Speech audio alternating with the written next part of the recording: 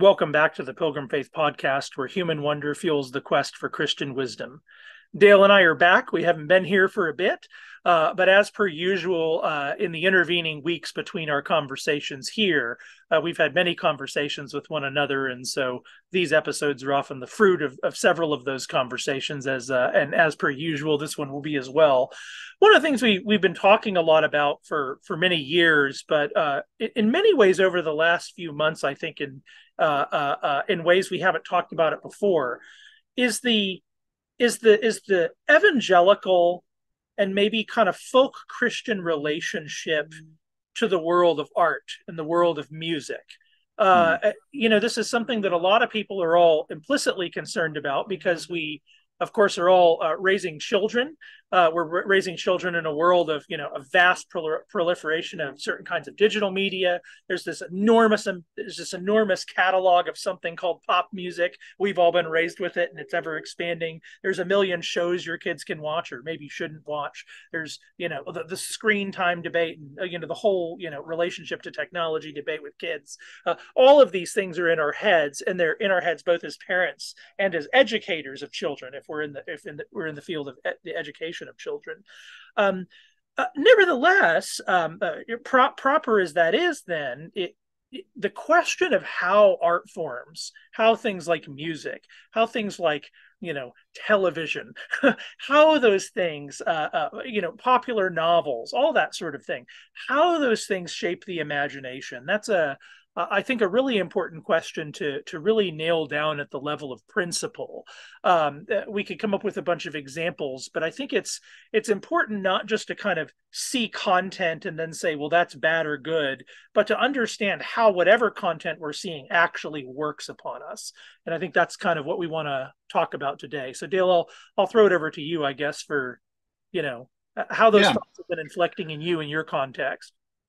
yeah. I think I've got a 16-year-old son, and he's got an iPhone, and we have a family account with Apple Music, and so while there's restraints on some of the things you can search for, he can find pretty much what he wants to find, and we have a good open relationship in terms of dialogue that he will sort of seek my opinions and my tastes, and he knows it from just being my kid. One thing that's interesting, when I was growing up, my mom was listening to like Al Green and Amy Grant, and dad was listening to like Metallica, and both of them loved U2. Um, and I never really got into those deep conversations with like, what is music doing to us, right? Not just on an emotional level, but like a physiological level. And so Dale and I have had these conversations, and everything really reduces down to the old cliche or maxim, trash in, trash out. Just be careful of what you put in. But I think what our parents meant when they said that is, don't put any bad words into your brain, because then bad words will come out of your mouth, right? And while there's obviously truth to that, I think there's something more going on with music, and I think we can appreciate even what would, on a society-wide level, consider bad music. There are nevertheless nuggets of wisdom that are buried inside of some of those genres, right? Now, I don't want to come across as saying, let your kids listen to bad music because something can help them there. What I am saying is, with the proliferation of music and the different genres, I think it's a sage's duty to seek out where the wise ones are in all of those genres. So take hip hop, for example. There's a lot of people in conservative Christian circles that would say hip hop is sort of prima facie a genre we should stay away from for a number of reasons, because of the culture that's honored there, the way they look at women and violence and drugs, and this is all coming out of the inner city. So let's stay away from there. But while you could say that about almost every genre, take country music, for example, right, which sort of elevates drunken, revelries on the countryside, tearing up, a trail with your 4x4 or whatever. Well, you can say all that about all these different genres. I think, nevertheless, especially within hip hop, in particular artist, what I have seen is a sort of poetic beauty that sort of emanates up from the shattered, the sort of debris of a broken culture. So, I, one thing I've said to Joe before is, and I've got this from a particular artist I listen to, is there's an enormous amount of wisdom sometimes in like a crackhead, right? Like if you just talk to somebody. I remember I used to do, I used to donate my time to serve at a soup kitchen here in Melbourne. They feed homeless people. And they gave me a good opportunity to sit with so many people in between the meals and talk with them. And these are humans that have made a series of decisions pursuing their unchecked passions, but are nevertheless very aware of the world. And they have a certain view of the world because of their circumstances and their experiences, that they can offer an enormous amount of wisdom for understanding the world. And I think that if you apply that principle across all these different genres of music, then you can appreciate music on a deeper level, outside of just sort of like the immediate surface level of the message or something like that. And, you know, you could say the medium is the message, but if that's true, then there's a bunch of different mediums that are emerging right now that we should pay attention to, I guess, is the only point. And I think it's important to put mute. One of the things that is difficult when we're talking about something like pop music is that pop music, in some sense, has the flavor of a place, and of the flavor of a culture, and of a certain kind of experience. And so when we're talking about the value of such music, so like you can look in the background if you're seeing the video version of this, and this is where like folk music on the porch would come from.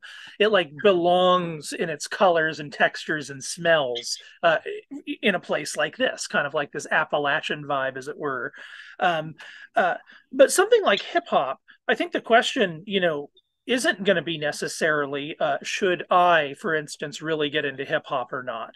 Right. And now, there's no obviously moral obligation there, but you could say that there's a question to be asked about in what world is it having the function that it has, and who is it actually talking to, and how is it moving that person?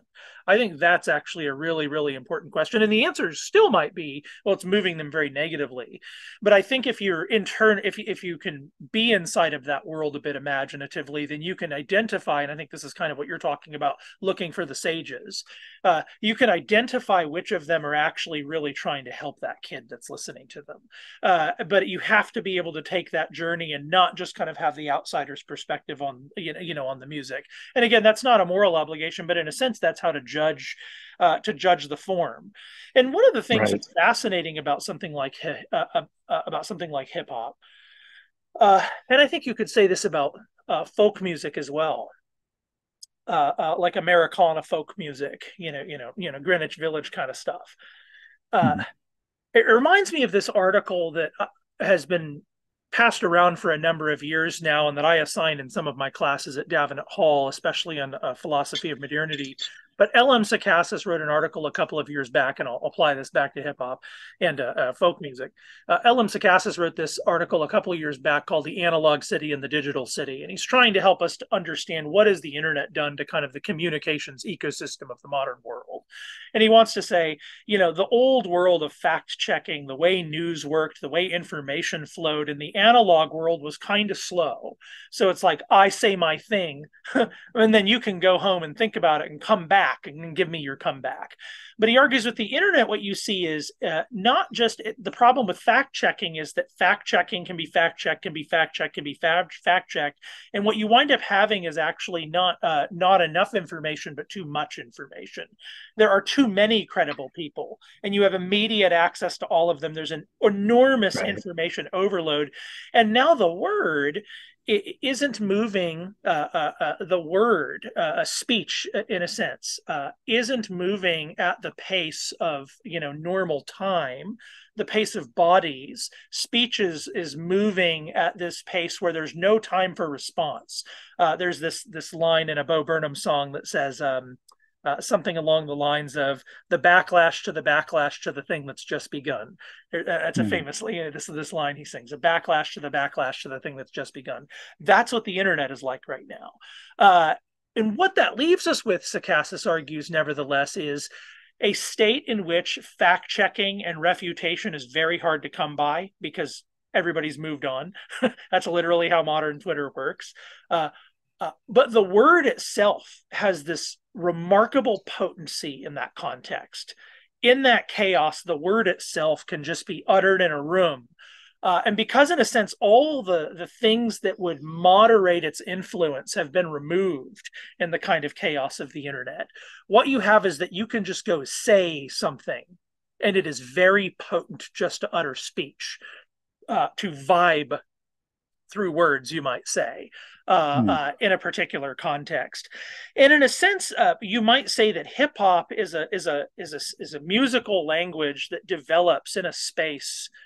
It develops kind of, if we were giving it one kind of analysis, in the gears of capitalism, in the very place where you're, kind of among the most vulnerable. And I think this is where folk music develops as well. The Appalachian style music, they both come from communities of people who've been shoved into extremely vulnerable existence.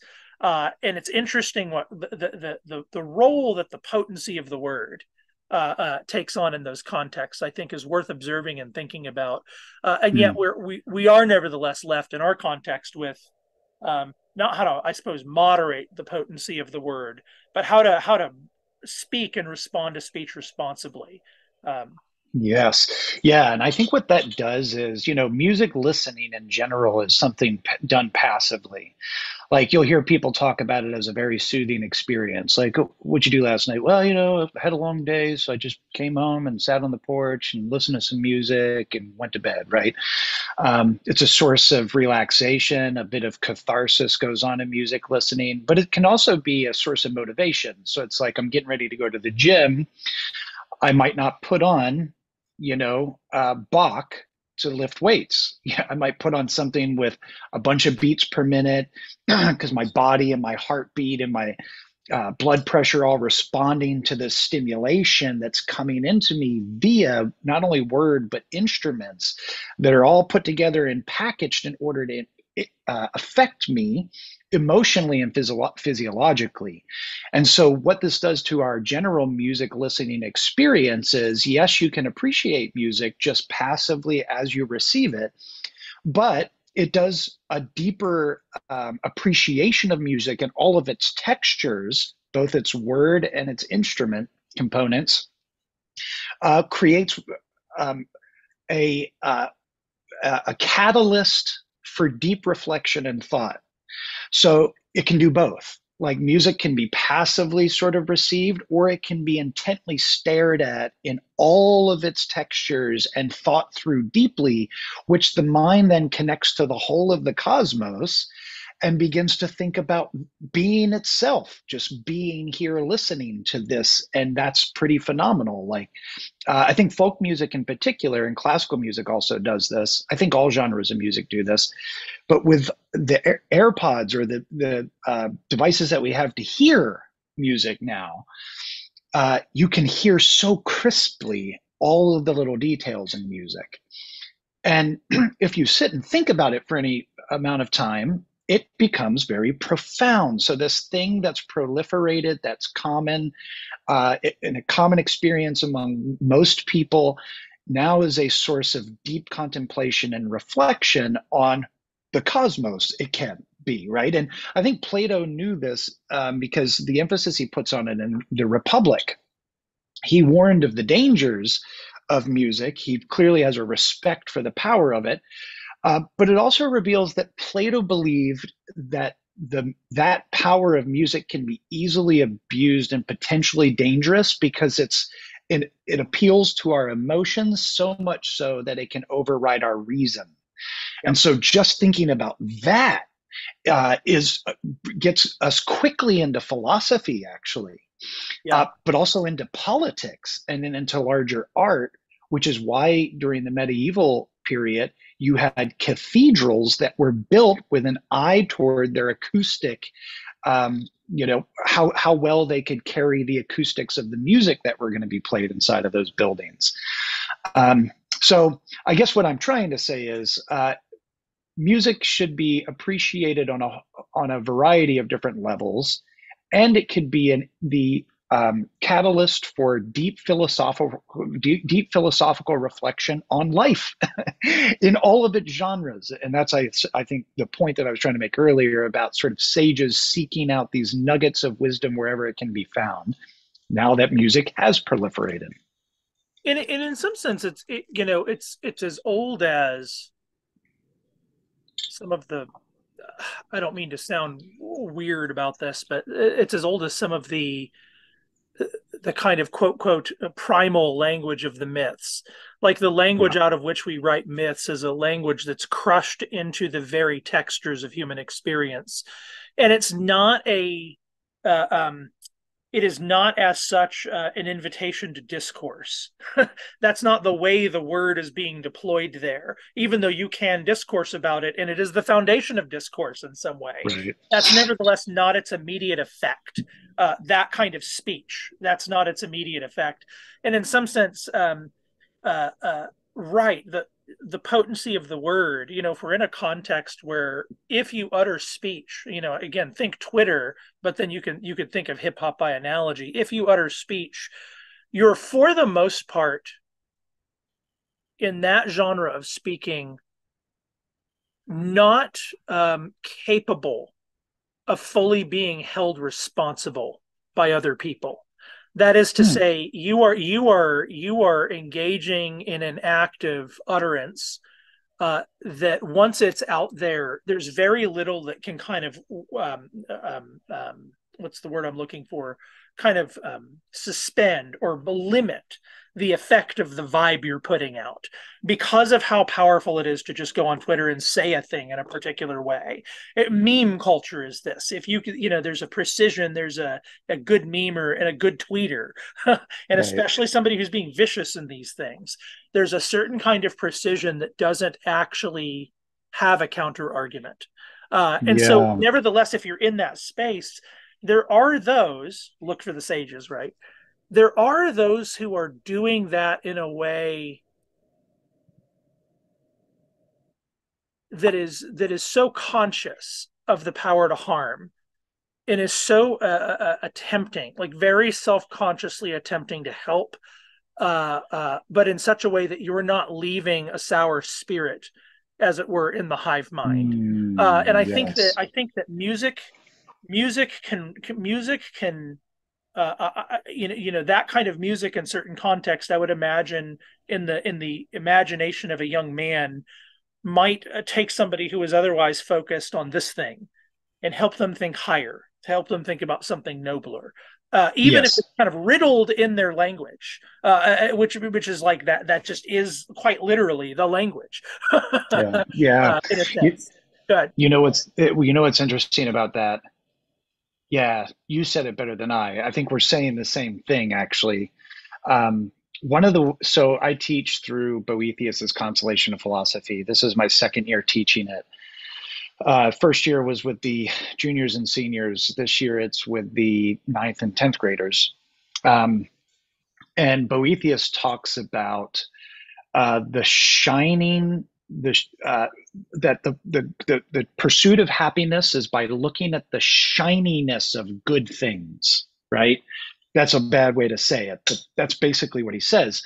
And what I talk to the kids about is, or their students, it's like, what is good? Let's just start there. Well, I could say I had a good dinner last night. And you would ask me, well, what did you have? And I could say a steak.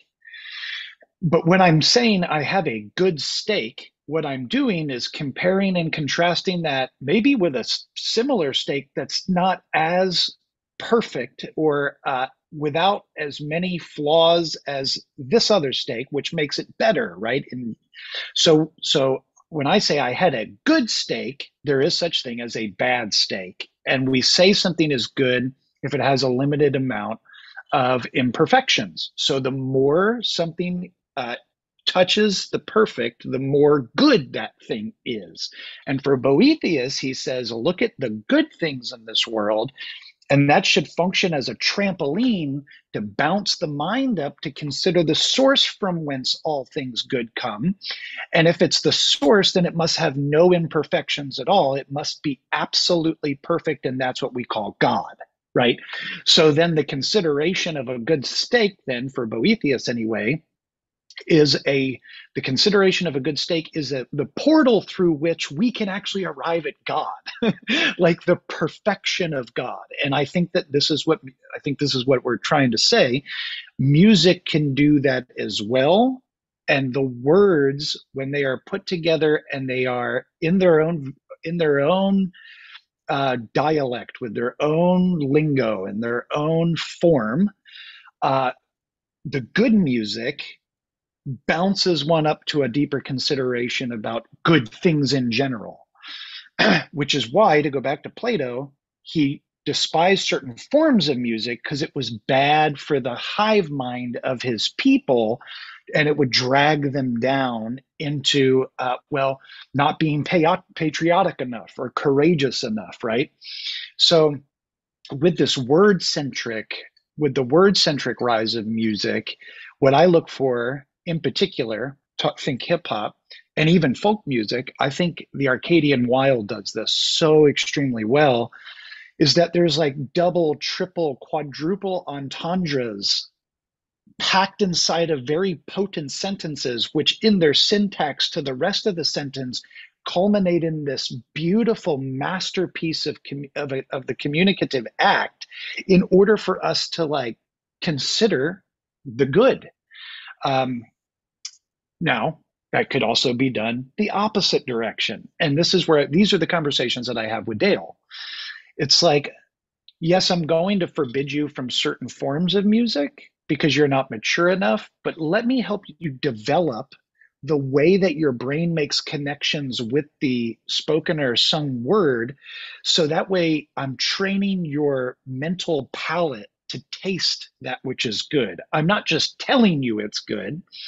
What we're doing is looking at all the bits of a thing that go into that make its goodness shine, right? And in that way, we're sort of imbibing the spirit of Boethius and Augustine and Thomas, and it's our whole tradition. Yep.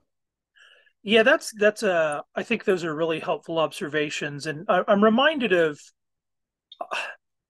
there's a parallel here with the way that we tend to think about Christian relationship to film, the way Christians have maybe tend to evaluate films. And I'm not saying this is all bad. Like some of it is just, up to people's conscience. It's like, I will be influenced if I hear too many bad words, and I don't want to be around, this, that, or the other in the films. And it's like, that's totally fine. There's no, Right. What's interesting though is very often what nevertheless people might want to watch films, and so they latch on to the ones that aren't that, and especially the ones kind of made by Christians. And I Yeah. think one of the things that's really interesting when I see that, just like you see maybe in something like the CCM music, like a lot of the old 70s Christian music was kind of cool. But when it was kind of marketed and, you got the CCM era of the 80s and 90s, and especially the kind of the worship music that comes out of that era, you're talking about the way music kind of vibes into you, as it were, and shapes you. And there's a kind of sentimentalization that is Mm, thickly laid on in the very sounds and vibrations, you might say, mhm. of that genre of music, both in its popular and often in its worship form. Though there are exceptions, and it's important to say there are exceptions. But then applying that then to this film question, there's a similar phenomenon going on in that there's the kind of the clean movie. It doesn't have any violence or sex or language or anything like that, but it's like the question is, how does film, and I think I've said something like this on the podcast before, but to reiterate, how does film actually shape you? What are the ways in which staring at a screen and watching a narrative play out with human body speaking words to each other in a developing narrative, what does that actually do to sort of your lizard brain, its values, its imagination, its mental habits, etc.? And so there's a couple of things that I find fascinating. There's very few of these, kind of Christian movies that are made where there's not a love, some sort of love story in the film. Right, That is because that's part of the script of most films. right, So it's right. already a film script. There's going to be a love story involved. The way the camera looks at people, including women, even in a G-rated movie, the way the camera stares is a habit. It's a Hollywood habit, you might say, that is written into the way we expect movies to work. So Mm, film works at that layer as well. But then it's just things in the script themselves. It's how easy are the solutions? How are the problems framed? What values are behind framing and solving problems that way? And then you get to the love story. It's almost always going to be a very attractive woman and a very attractive guy, because part of and we don't like saying this out loud, but it is just true. It is just kind of, again, lizard brain true. Part of the pleasure of watching films is looking at attractive people. That yeah, is actually people you enjoy that, whether you think you enjoy that or not, is looking at attractive people. And that's part of the language of cinema. But what it does then is create an association in people's kind of head between ordinary romance and love and being that level of attractive, which is like, inherently they're nines or something like that, right? right. Intrinsically, most people are not that thing. And yet the connection here, that love and fulfillment and romance or those things are written into the scripts and the image, the icons on the screen themselves. And so Mm, like, similarly, it's interesting. And then you could make the point in reverse. You could point out films that you might think have X, Y, or Z, poor content in them or something like that. But there is the question of what is the effect of actually listening to those sounds and hearing all of that in that context? What is the effect of that gaze, those characters, those people right. talking to each other, actually on the soul of most humans? That sort of thing. And I think those kinds of questions, and again, there's questions of conscience that are very relevant. You should never, Sure. all the stuff Paul says about, like, you're never shoving these things at people. There's no obligation to Right, do this. That sort of thing. right. Watch a movie or listen to hip hop. That's what I mean there. Nevertheless, I think it's important as we're evaluating them, and this is partly in those texts, Christian freedom. But probably what you'd have to imagine is that some people can imagine a relationship to these things that you don't, or that maybe doesn't make sense to you but does make sense to them, and maybe is Right, real.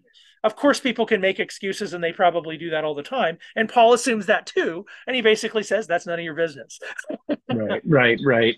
Yeah, and I think, the reason that I use, remind me to come back to Beauty and the Beast based on what you just said, with this idea of beauty being sort of ingrained into us via film, Mm. or the way that we just interpret what love looks like between two people, two beautiful people. But one of the reasons that I like to talk about art in general as in culinary terms, like I always use the term palate Mm. and taste, is because there's something about the maturing palate. So I think I've mentioned this a bunch of times. I love to cook. There's just something that's deeply satisfying to me when I cook, and I'm happy when I cook. And I think part of it is because you're taking all of these ingredients, these fresh, good ingredients that you've hand selected with a particular goal in mind. You're trying to achieve a particular taste or experience to set the whole vibe in the room for your family, or if you're entertaining people. And then you sort of conduct it, you bring it all together like a symphony to like, and then somebody takes a bite of it and they're like, wow. And that feeling, right? Or they might be horrible and they're like, oh, that was all right. Uh, but your taste buds change as you mature. They just do. So my 9-year-old daughter, every restaurant we go to, she orders chicken nuggets and French fries. She we force her out of her comfort zone sometimes because I want to introduce new flavor profiles to her. But her default is chicken fingers and french fries. Whereas my son, now that he's 16 and food is a big deal in our family, not just me and Rachel and the kids, but also like my brother and his family, my sister and her family, mom and dad. It's just a big deal. As we've explored different tastes together, now Dale at 16 has a pretty good palate and he's adventurous in the things that he's willing to explore with. But he's been trained through all of the different flavors and allowed to taste all the different flavors, even against my recommendations. He's been allowed to form it what he likes, not just based on the taste, but based on like a million things that cluster around the experience of tasting a thing. So now eating food is not just something you do to keep the machine going. It's like participating in an artistic experience of someone's imagination that has taken their skills and their time and applied it to their craft in order to deliver something good to you, something beautiful. I think that's the same with all art. That is art, whether that be film or music or painting or whatever, right? Cooking, whatever you're doing, there needs to be this sort of training of the palate through experience that then molds into the habits that you have in relationship to that piece of art. Why do I say that? Because I have done this in my parenting, and I think that there is a big chunk of parenting that's good on this level. Rather than just to deny and say bad and hold up and say good, you should do that. But as the child matures, they're no longer in need of the mere 10 commandments. They need the wisdom of Solomon and David. And so, like, the trajectory of the life of Israel begins with like talking to children. Don't do that. Don't do that. Don't do this, But then as they mature, it's like, why shouldn't we do that? Well, then that's where all the wisdom literature is filled out. That's the same way I think about the way that our palates are trained and form as we mature in our relationship to art. One thing I want to say about what you said, and then I'll be quiet. It is interesting. I think I've got this thought from you. I think you said this to me initially, but we see more beautiful people in one day than most people 1,000 years ago saw in their entire life, right? Because we see so many faces. There are so many faces. And we also have like entire industries made up around making your face pretty and your body pretty, right? Or handsome. So film then does sort of hold up this, what Which is is most of beauty? the faces we see. Most of the faces are digital or print. Yeah. Yes. But that's why I think Beauty and the Beast is such an intriguing story, because it's like the beast is a beast. The beast is this hideous, sort of gnarly, contemptible, sour, authoritarian, selfish introvert. And then a beautiful woman falls in love with the beast and he transforms into a king.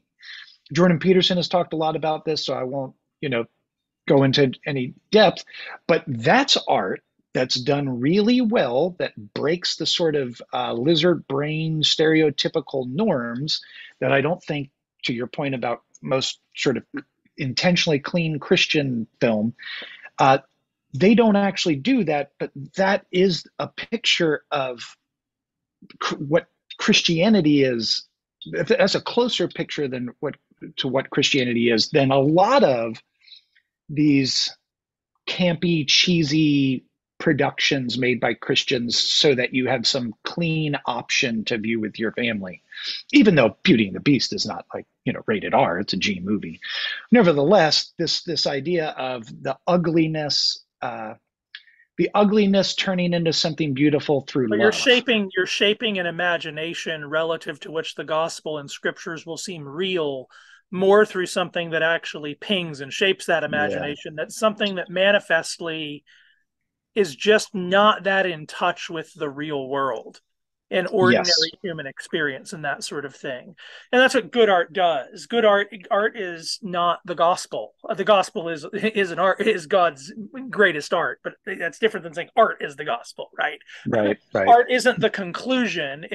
Largely art's relationship to us is highly suggestive. It implants us, but the soul is meant to reflect on its effect in us, that kind of thing. And so, largely what you're pointing out, and I think is just very true, is that some things can shape our soul in a way that is more consonant with maturation and even Christian maturation than a Hmm. lot of the product. And I really, this is what they are. A lot of the products Right. that are sold as doing that for you in some sense. And none of this is one of those areas where none of us are really the perfect wise sages or something like Oh, that. of course not. these are Yeah. new these are new media in a lot of ways, and the ethical questions that are coming up, and even imagining how they shape us, and even studying their effects on the body and all those sorts of things, that's still going on. I mean, we're still kind of at an infant stage of fully understanding how these things Yes. affect us. Maybe that's overstating it a little bit. We know a good deal, but the point is it's not necessarily whatever we do know. Nevertheless, hasn't synced down into our instincts and into folk knowledge, you might say. And so this is a conversation that's largely just it's rooted in that. Here we all Yeah. are. Yeah. Here we all are. We all have to think about these things and thinking about how this stuff works on us. I think that's the big thing here. How does this stuff actually work on us? And that Yes. doesn't take away all of the do this and don't do that. It reshapes even kind of the imaginative way in which we approach and ask that question. And then, of course, you're raising your kids, and you do something like what Dale says. You hold their hand as they go along, and expose them to more. But the idea, as you said, is to develop an internal. Wisdom is the internalization of the law. It's not the law Yeah. coming from the outside and you saying, okay, it's the value out of which the law speaks being donated to your heart so that your movements are naturally in accordance Yes. with the value behind that external judgment. Yeah. One of the last things I say, because I know we want to sort of start landing the plane here. Um, Aquinas has this beautiful quote. I'm going to mess it up, but the substance of it is, uh, we think it's virtuous to like love the things that are hard to love. We even say this like, that's a hard guy to love. But if you love the hard guys, that's virtuous. Good And for Aquinas, like, you. yeah, right. Whereas Aquinas actually says, no, the the less you have to labor to love, the more virtuous you are because you are just loving. And that's I think the point is our relationship to the arts, music in particular. We do have do's and do nots morally. We just do. Uh, Yep. but learning how to discern all of the good um, is an art in and of itself. And so music then becomes a gateway into a deeply reflective life that has philosophical, theological, moral, and ethical implications. And therefore, we understand its power, and then you can really listen well. So maybe this is a call to, yes, you be a passive agent listening to good music, enjoy it, but also take it seriously and think carefully about it. And maybe try a couple different dishes that you're not familiar with, and see if you can find some flavors there that satisfy your tastes or whatever. Yeah. Yeah, I think the last thing I'll say, just circling back to, because it haunts me a little bit, this question of the potency of the word, and I guess something of an somebody that sits on the sidelines and mostly watches Twitter discourse rather than participates in it. But I've watched it long enough to know that there's a way of speaking words on Twitter that is not subject to accountability, but is very, very, very powerful. And we're at a point where that's possible and that's common. And I suppose it's one of those things that just makes me reflect on, for anybody in those contexts. I suppose there's an extra burden to really understand that when you speak in these spaces, you don't really control what happens to your speech after that. Yeah. When you utter in Yeah. public, it really is like every sentence on Twitter is the old kind of like a feather pillow, sermon analogy everybody's heard about the rumor, the feathers getting, thrown everywhere and you can't gather them all up. And Right. that's in a way very haunting, and yet it is not something we can avoid. Some people actually do have to go speak into that space, and I think it's not a task I envy, and what it looks like to be responsible in that space is hard to know because we live in a world that is almost impossible not to feel a bit passionate in. We are Mm, shoved into the passions all the time. And I know myself enough to know, and all my friends know me, and all my family knows me enough to know that I'm not the most guarded, in my speech. I'm not the most in control of my tongue. I'm not the perfect man of James 3. Uh, and that haunts me privately. But right. to think about it publicly, I think we really do. It's just easy to think we're just playing a game out there. Everybody has to go play that game.